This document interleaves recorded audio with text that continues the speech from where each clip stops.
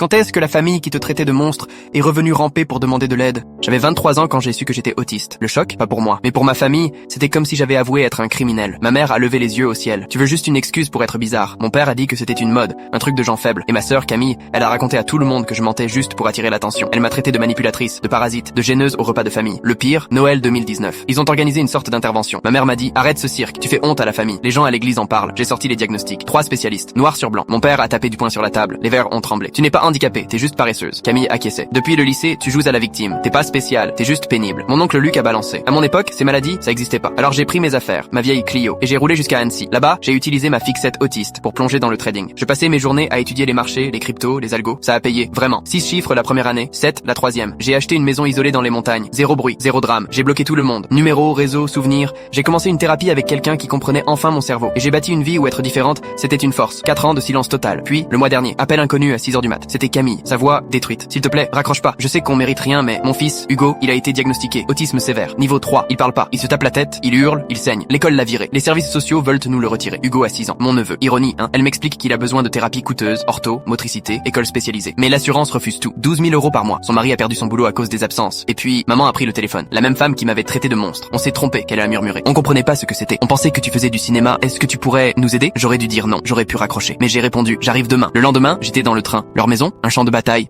Des trous dans les murs, vitres cassées. Camille était à bout, cernes noires, mains tremblantes, et Hugo dans un coin. Il se balançait, se tapait la tête, exactement comme moi à l'époque. Sauf que moi, on me punissait pour ça. Je suis resté 3 semaines. Je leur ai tout appris. Comment gérer une crise sans crier ni enfermer. Comment créer un coin calme. Quelle méthode marche vraiment. Comment parler avec des images, des signes. Comment rendre la maison vivable. Couverture lestée, casque, fidget toys. Mais surtout, comment l'aimer comme il est, pas comme il voudrait qu'il soit.